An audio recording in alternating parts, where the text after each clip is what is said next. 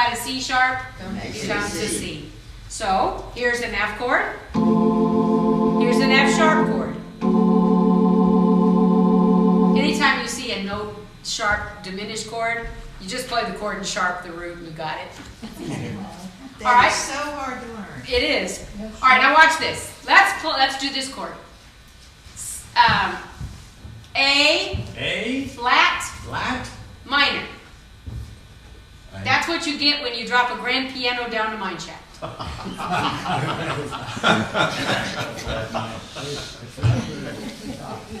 A flat minor. And want another joke? Oh, Write down this chord. This C. is a joke? Yeah. All right. What was Twiggy's first chord that she ever sang to? C minor flat.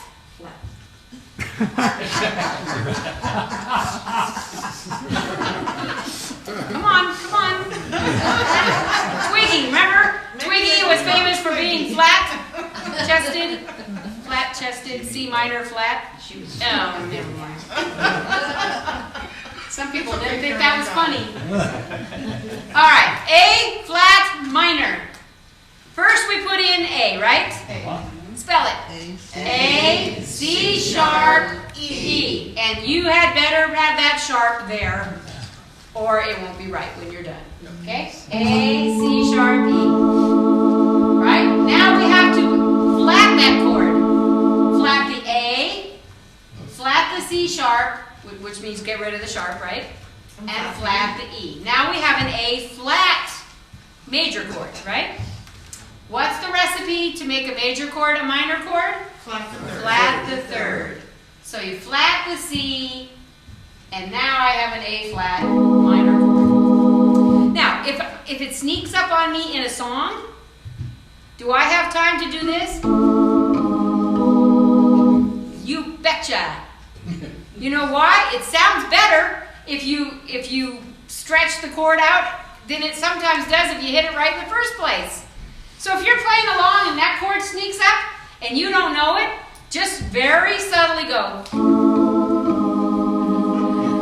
And when you hear a professional doing that, you know they don't know the chord and they're trying to figure it out.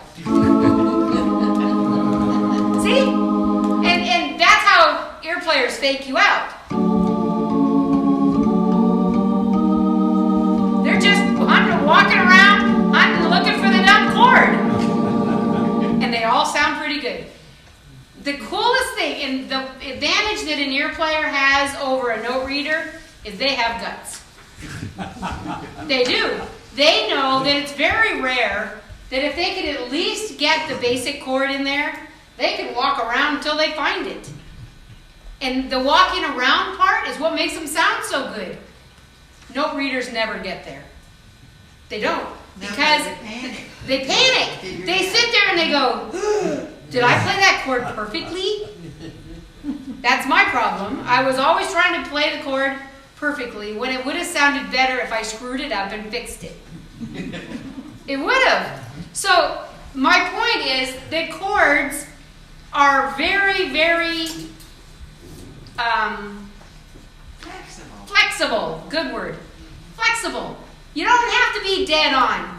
If you're one note off or two, you can always walk around until you get there. And the walking around process is called improvisation. There's a word for screwing up. Improv. Improv. It is.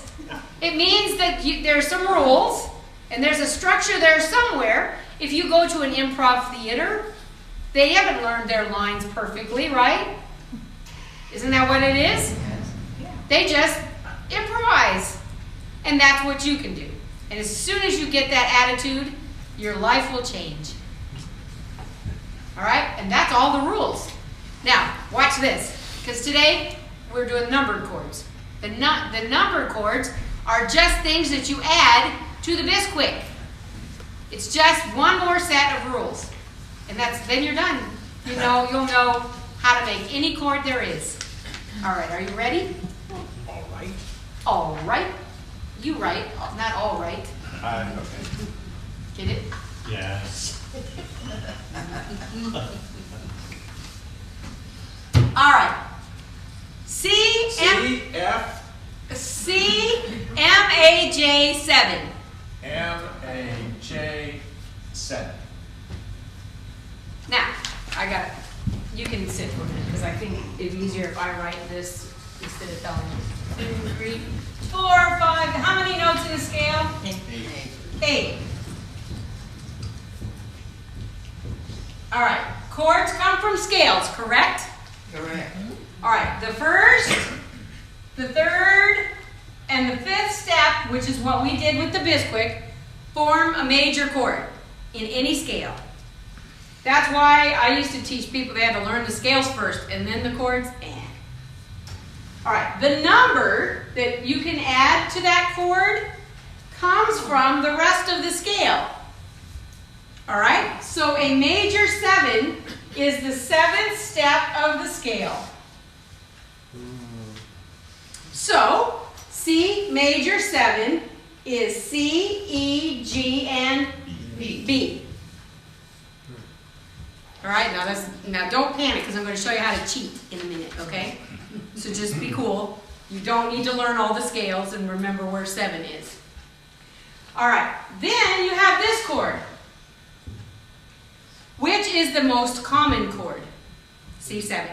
It's called the dominant 7. Sounds impressive, huh?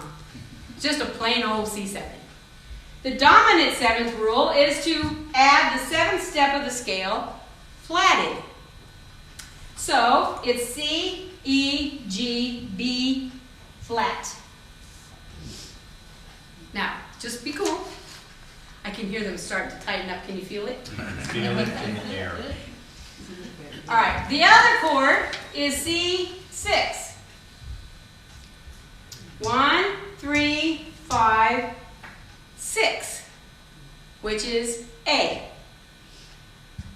All right, so a C6 chord is C, E, G, A.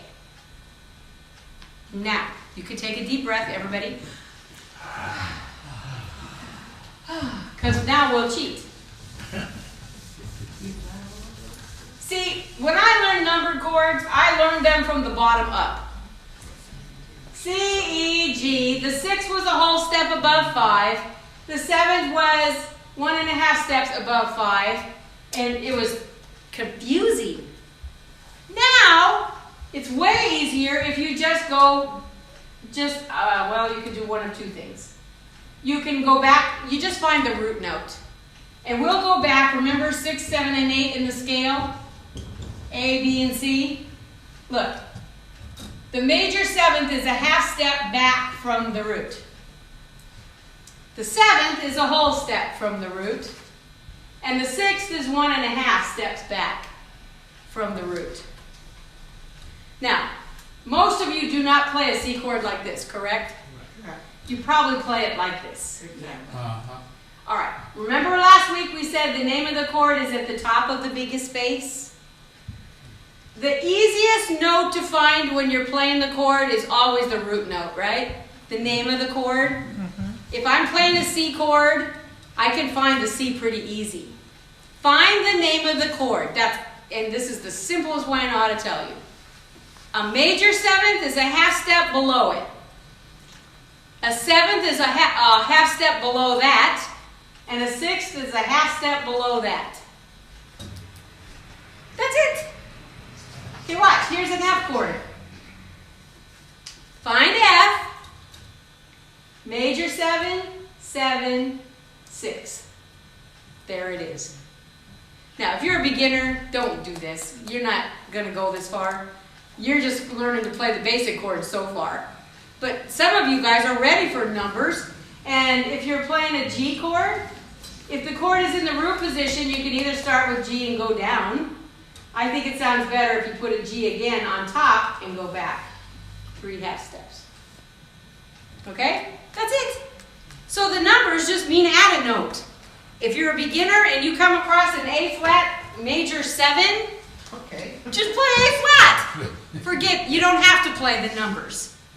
Okay? Just play A flat Bisquick, you're there.